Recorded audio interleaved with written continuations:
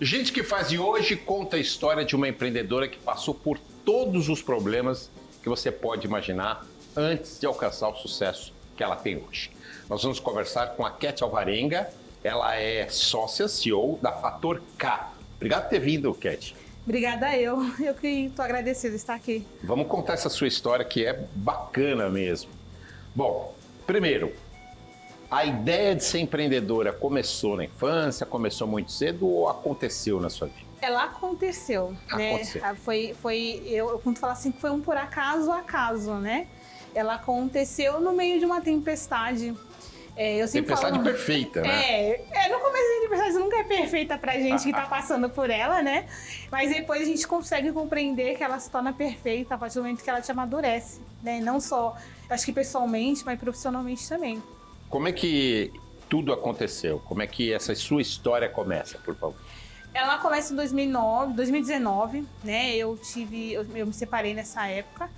E aí eu fui morar na casa dos meus pais, né? Passar esse momento de crise, né? Até eu me restabelecer. E aí, nesse momento, eu acabei descobrindo uma situação que não foi legal, que foi uma violência sexual, não só com meus filhos, mas na época até com meus sobrinhos. E na época eu morava em comunidade, né? Então, dentro da comunidade não tem essa educação, né, de denunciar. A gente vai, lógico, ao longo da vida a gente vai descobrindo as dificuldades que se tem. E aí a minha família não aceitando, né, me colocaram na rua. E aí eu fui pra Praça da Sé. Você morou na rua? Morei na rua. Na rua mesmo? Na rua, literalmente. Barraca? Não, na rua, literalmente mesmo. Morava assim, deitava no banco. Na banco mesmo. Sozinha ou com seus filhos já? Então, um filho meu, tá? Eu tava com um filho, tava com 2 filhos, né? E aí, eu pensei assim, bom, na época, eu tava com 9 anos. Eu falei assim, bom, o de 9 anos entende a situação que eu tô passando. Aí liguei pro pai dele e falei, ó, fica com o Caio, até eu me organizar, não falei pra ele pra onde eu tava e tal, e deixei ele com o pai dele e fui com o outro era pequenininho. E eu falo muito que aquela história, aquele filme, né, A Procura da Felicidade, conta um pouco da minha história, né? Porque eu ligava para um 56 para pedir abrigo de 12 horas, que chama, né? Que era para você dormir e passar o dia e o dia você resolver como é que você fazia. Quantos anos tinha esse seu filho pequeno? Na época ele estava com 1 ano e 9 meses. Aí uma certa noite, uma moradora de rua que tinha uma barraca na Praça da Sé. Nessa época você, obviamente, não tinha emprego. Então, eu prestava serviço, eu era estagiária numa empresa uma imobiliária. Era uma imobiliária até considerável, eu tinha esse plano de estágio para quem queria ser corretor. E eu estava justamente nesse período. Desse resultado eu sou bacharel em Direito. Certo. E eu tinha ainda o bilhete escolar, daquele passe livre, então eu ainda conseguia me movimentar. Então eu utilizava ele porque eu conseguia a bolsa 100% na faculdade. Então eu conseguia me movimentar e fazia Mas nessa época você já tinha estudado, já tinha terminado a faculdade? Já tinha terminado a faculdade, já tinha, mas eu sempre me... Você estudou enquanto estava casada ainda e depois na casa dos seus pais? Eu comecei solteira, o curso, né? Eu fiz uma prova solteira e terminei quando eu estava casada. Certo. Essa formação, mas eu ainda continuei com esse bilhete. Mas vamos lá, aí você ia trabalhar, depois no outro horário você ia para esse abrigo, né, da prefeitura. Aí tem um ponto alto, porque tem uma parte do abrigo que eu descobri como morador de rua. Ele tinha uma barraca lá na Praça da Sé e ele falou assim, por que você não tem um abrigo fixo? Aí o abrigo fixo, ele é um abrigo só para mulheres, para mães. Lá você vai conseguir colocar seu filho numa creche, você vai conseguir se restabelecer.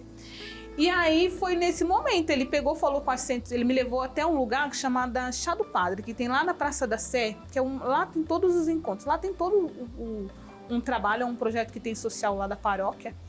E aí ele falou com o motorista, porque o motorista vai buscar o pessoal lá, leva para esse abrigo para ficar o dia lá, né? Tomar banho, quem não consegue ir lá na Praça da Sé também vai para lá. E aí ele falou com a assistente social, ela conseguiu esse abrigo para mim. E aí foi nesse abrigo que eu comecei a colocar meu filho na escola, comecei a me reorganizar, né? Certo. Esse foi o abrigo inicial. Aí, como eles viram que provavelmente o período que eu ia ficar um pouquinho mais para me organizar, me enviaram para um abrigo que ficava próximo de Santana, que é onde começa o projeto Fator K, né? Certo. Lá eu... Então você foi da Praça da Sé para Santana, que é na Zona Norte de São Paulo. Zona Norte de São Do Paulo. centro para a Zona Norte, certo. Fica ali, esse abrigo chama Maria Maria. É um abrigo de mulheres e crianças. E lá a gente conseguia matricular criança, conseguia se reorganizar ali. E aí uma colega de quarto vira e falou assim, olha, a gente tem, eu tô trabalhando de domingo, que era um projeto na época de uma empresa, que era fazer a ciclofaixa. Quero orientar o pessoal que vai pegar o bike no final de semana. Sinalizando ali para quando o semáforo abre, senão fecha. Isso, era esse projeto. Eu fui lá no Jockey Club. E aí comecei a trabalhar lá, ela falou assim, olha, eu nem tinha celular. Ela falou assim, olha, eu recebi aqui no meu celular um projeto, chama-se Viver de Bike, que é do projeto Aro 60. E aí, ela falou assim, você não quer tentar? Porque quem tinha bike, justamente nessa, né, para trabalhar nesse, recebia um pouquinho mais. Eu falei, bom, já dá para mim fazer alguma coisa, entregar, aproveitar a bike, eu conseguia no abrigo deixar lá. E aí eu me inscrevi nesse curso do Aro 60, que era Viver de Bike lá na Zona Norte. Bom, aí você conseguiu essa entrada para ter a possibilidade de usar uma bike. Usar uma bike. Aí eu falei assim, bom, vou fazer o curso, que o curso era uma semana. É mais ou menos isso, se eu não estou enganada, uma semana o curso. Vou fazer o curso, eu tenho a bike, vai ficar mais fácil para mim trabalhar também na questão de mobilidade, e eu consigo fazer de outras formas. E aí, dentro desse curso, eram várias outras redes, né? Eram uns outros projetos, que era o Aro 60, que era quem dava as bikes, iniciava o projeto. Aí você fazia um curso com... Projeto Casulo, que ele dava o curso de profissionalização da sua questão de um empreendedorismo, né? E aí, terminou o curso... Você achou essa oportunidade, ou eles te encontraram? Eu acho que foi os dois. Eu acredito que foi os dois, porque o projeto ele existia, então foi feito para eles, na realidade, para uma determinada situação, e aí acabou a minha amiga apresentando para mim e eu acabei encontrando. Eu acho que foi tanto eles acabaram me encontrando, como eu acabei encontrando eles, né? E lá nesse projeto desse shopping, como é que funcionava? Então, era o curso, primeiro tinha o curso de formação, aí tem o curso de manutenção de bike, tem todo o curso de orientação ao empreendedorismo financeiro, e ele vai te buscando aperfeiçoar tanto o seu lado bom como o seu lado ruim, né? Tipo assim, o que eu posso melhorar enquanto empreendedor ou iniciar o empreendedorismo. Na época era um empreendedorismo de bike, que era para fazer entrega de bike, mas o quanto eu posso me desenvolver nessa parte como empreendedor para ser melhor. Então o curso tinha essas fases, assim, a particularidade.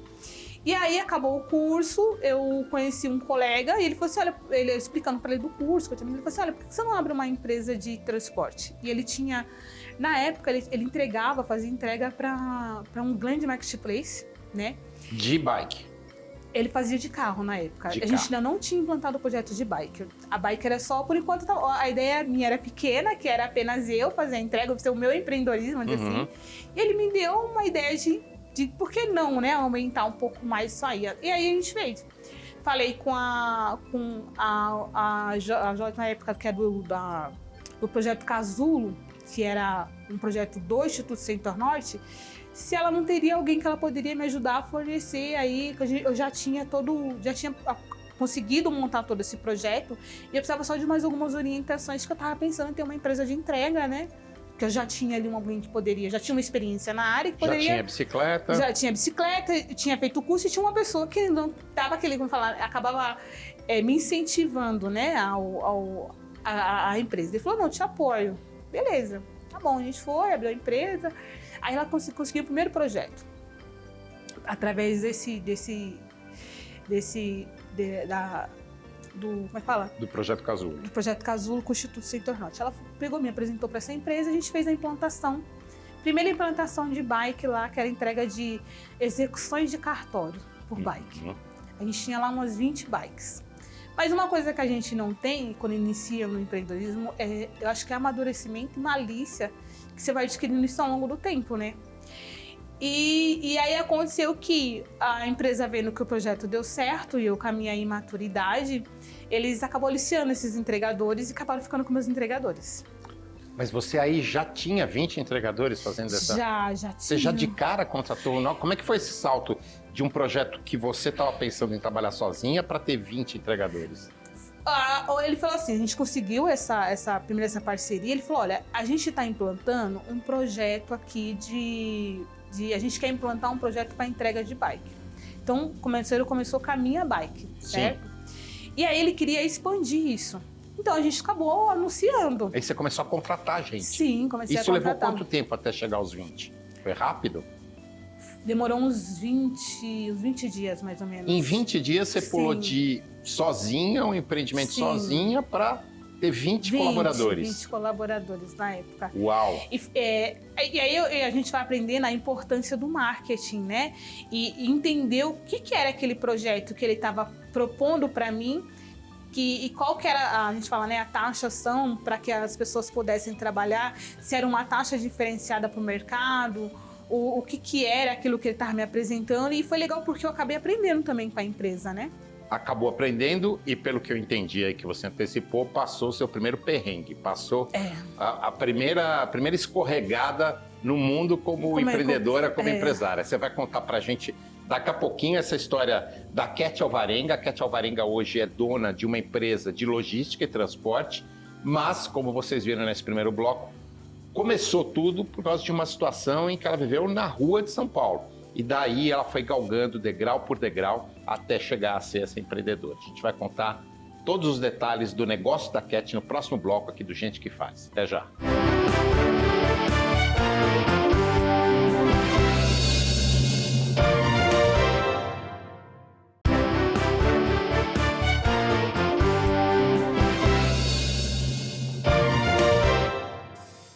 No Gente que Faz, a história de uma empreendedora que começou em situação de rua, passou por momentos difíceis na vida e hoje é dona de uma empresa de logística e transporte. A Ketty Alvarenga, que é dona da Fator K, estava contando pra gente agora como é que ela chegou de trabalhar sozinha numa bicicleta para ter os primeiros 20 colaboradores, mas logo depois tomar uma puxada de tapete. Como é que foi isso, Ketty? Então, eu sempre falo, né, essa coisa da imaturidade que você inicia no mercado, né, a gente inicia... Inexperiente, né? Eu falo que a gente quando começa um negócio, a gente é amador, no sentido literal mesmo da coisa, né? E aí a gente não tem essa coisa da força do contrato, de algumas coisas que a gente entende que é peculiar, né? E aí a gente fez essa parceria com a empresa, fizemos a implantação, e aí quando o projeto começou a andar, ele acabou aliciando esses... Ele, o dono do cartório? Não é dono do cartório, o dono da empresa que a gente prestava o serviço. Prestava serviço, sim, para o cartório. Para o cartório. Sim. E aí ele acabou aliciando, eu acabei não dando mais, porque aliciou, é lógico, né? Você perdeu os 20 colaboradores. Porque uma coisa é eu, como terceira, né, empresa, chamando você para trabalhar. Outra coisa é a empresa chamando você para trabalhar. Então, a pessoa que está trabalhando com você, o prestador, o colaborador, sempre vai entender que para ele é muito mais vantajoso trabalhar para uma empresa do que necessariamente para você. Uhum. Né? Lógico que ao decorrer hoje com a experiência, você acaba entendendo que tem suas peculiaridades de cada forma de trabalho. E aí eles acabaram indo para ele, eu não tinha com quem, mas eu tinha para montar uma empresa, você tinha aqueles gastos que ficaram. Então, como eu tinha uma reserva da época que eu fiquei no abrigo, né? Porque eu estava no abrigo ainda, na verdade, né? Como eu tinha uma reserva... Você ainda estava no abrigo? Estava no abrigo ainda, porque eu não tinha condição, eu tinha duas opções. Ou eu continuava investindo nesse projeto que era Fator, na época era FEC, não era Fator, ou eu pagava minhas contas, os dois não daria. Com o inicial de um negócio, você precisa... É um investimento que, na realidade, você não tem retorno, né? E como é que você conseguia conciliar com cuidar do seu filho com esse problema autista? Então, ele ficava numa creche. Certo. Como eu estava no abrigo ainda, ele ficava nessa creche. Certo. Eu levava ele para a creche. E aí, quando era o horário de voltar, eu passava e pegava ele. Então, como a questão era muito mais operacional, quando eu consegui ter os pessoal que faz a bike, eu fiquei muito mais na gestão. Então, na gestão, eu conseguia fazer muito mais online, isso me dava muito mais flexibilidade de poder cuidar dele, até do projeto, de poder, essa parte de cuidar mesmo, de levar, de buscar, eu conseguia mais, eu tinha mais mobilidade. Vamos voltar então, você perde esses 20 colaboradores, sim, fica sozinha de novo na empresa, sim, e faz o quê? Então, eu fiquei sozinha, mas eu fiquei com os gastos, né? Porque eu investi no site, eu investi em coisas em marketing, porque eu comecei a investir em coisas para que a empresa pudesse crescer ali, a gente fala, né? Ter visão no mercado. Porque a gente começa a investir com a ideia de que você vai receber lá na frente. Essa é a ideia, com o seu lucro você quer investir novamente naquele seu projeto. E aí, eu liguei, aí eu falei, bom, eu peguei o meu dinheiro que eu tinha, né, quando eu estava reservando do abrigo, e paguei, tinha que pagar, e liguei para novamente, entrei em contato com o projeto, expliquei a situação, e aí ela falou... Daquele projeto do shopping. Isso, do projeto do Instituto Center Norte. Eu liguei lá para o projeto Casulo novamente. Ela falou assim, olha, eu vou ligar no Instituto, ver o que eles podem me ajudar. Aí, quando foi no outro dia, ela me retornou e falou, olha, uma pessoa do Instituto vai ligar para você, do Instituto Center Norte vai ligar para você. Ele me ligou, expliquei toda a situação que tinha acontecido, e aí ele falou assim, eu vou resolver isso pra você. Mas eu brinco muito que tem uma parte engraçada, porque meu filho estava do lado, que depois, só para mim voltar um pouco atrás, quando eu comecei o abrigo fixo e as coisas começaram a andar, eu fui retirar o meu filho lá da casa do pai dele. Eu falei, eu quero meu filho comigo aqui. Seu filho de 9 anos? Meu filho de 9 anos. E aí foi engraçado porque o Marcelo, que é do Instituto Central, entrou em contato. E aí ele falou assim, o que você quer? E meu filho do lado, eu quero um PC Game. Aí eu tô no abrigo. Aí eu falei, eu só quero trabalhar. Eu já tenho tudo aqui, eu só preciso trabalhar. E aí, esse pessoal do Instituto, nós no outro como dia... tem anjo da guarda na nossa vida, né? Eu falo muito que ele é anjo sem asa, né? Como tem gente boa ainda que ajuda a gente, né? Eu falo muito que ele é um anjo sem asa. E aí ele me ligou no outro dia e falou com o pessoal do Regiasta, que foi a Alice do Regiasta. O que é isso? O Regiasta é um projeto de mulheres empreendedoras também. Perfeito. E são artesãs. Perfeito. São artesãs mulheres. E aí ela falou assim, olha, eu tenho um projeto pertinho de casa. O que é o projeto? Você atende empreendedores da sua região. Então eu consegui cadastrar a transportadora e dentro desse aplicativo consegui atender os nanos e microempreendedores da minha região mesmo. Então eu conseguia fazer a entrega novamente, voltei à entrega da bike e eu consegui novamente voltar a colocar, né, a empresa na mídia novamente, assim, investir novamente na empresa, no mercado. No mercado novamente e conseguiu faturar de novo, Consegui faturar de novo. Pagar as contas. E aí, com esse desenvolvimento, eu recebi aí um convite de um rapaz que ele fazia uma entrega para o Mercado Livre. E aí eu comecei a fazer entrega através de uma grande operadora logística, a fazer essas entregas, né? De bike ainda? Não, a gente já passou da bike, já estava no veículos. Você... Aí, como é que foi, então? Mais um salto que eu queria que você detalhasse. Como é que foi pular de ter quantas bikes você tinha? Tinha 20. 20 bikes trabalhando, que ainda eram aquelas dos seus colaboradores, para começar a fazer transporte em veículo. Eu acho que aquela coisa que a gente teve da educação ao empreendedorismo lá atrás, e a educação ao empreendedorismo faz que você pode acrescentar um pouquinho mais. Porque ser empreendedor é ser ousado e ser inovador. Que a gente vai aprender isso bem mais para frente. Então, a bike naquele momento, para aquele projeto, que era esse marketplace, ela não serviria. Mas eu sabia, porque eu já tinha tido uma experiência de implantação logística, e era a mesma situação para o veículo. Então, eu consegui trazer a mesma forma de trabalho e trazer para dentro da operação que a gente estava executando naquele momento. E aí a gente fala, é uma outra... E o investimento para comprar automóvel? Não, então, aí a gente trabalha com veículos agregados inicialmente, né? De terceiros. De terceiros, você trabalha com veículos de terceiros. Então você consegue, nesse momento, ter um investimento quase que baixo, vamos dizer assim, né? E aí a gente começou com um veículo, que era um projeto que eles falaram, a gente vai te dar uma rota, tipo, que eles falam assim, uma rota extra para você fazer. Era um veículo só, a gente terminou a operação com 180 veículos. Desde bike até... Isso em 45 dias. Em 45 dias, você pulou de um veículo para a gestão de 180 veículos. De 180 veículos de colaboradores que trabalhavam em parceria com você. Parcerias comigo. E é o legal nisso tudo, que você vai entender nesse mercado de logística, que é uma coisa que você entende, que é uma coisa que eu sempre trago, na questão da transparência nos negócios. Isso porque o motorista também é um empreendedor, né, naquele momento. Então você acaba entendendo também que você precisa ajudá-lo também, muitas vezes, a desenvolver o próprio trabalho dele.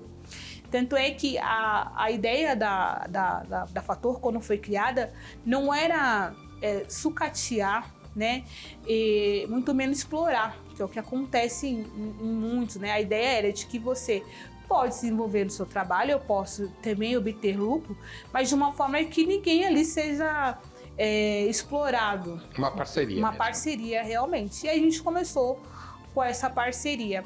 E aí, no decorrer disso, você vai conseguindo pessoas experientes. Eu sempre falo, as experiências vai me ensinando coisas que eu não sei, e eu sempre fui muito atuante na área. Então, eu acabava pegando também ali, aprendendo junto com eles ali a partir da logística. Depois a gente vai se formando, vai se desenvolvendo. E aí, nesse decorrer, a gente falou, bom, a gente tem que usar um pouquinho mais, gente, 180 currículo.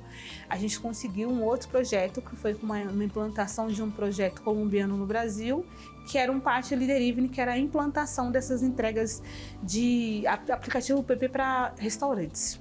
Certo. Lá eram mais 35 veículos. Certo. Isso foi quando? Em começou o ano passado, 2022, perdão, foi 2022. Tá. A pandemia já tinha passado. Já tinha passado, a pandemia. Eu sempre falo, a Fator nasceu no meio de uma pandemia e se desenvolveu após ela, né? Sim. No finalzinho dela e vem se desenvolvendo. E a gente deixou essa outra operadora logística porque eu entendia que algumas coisas não estavam alinhadas ainda com o que eu acreditava que poderia ser interessante para a empresa naquele momento. E a gente fechou uma outra parceria, né?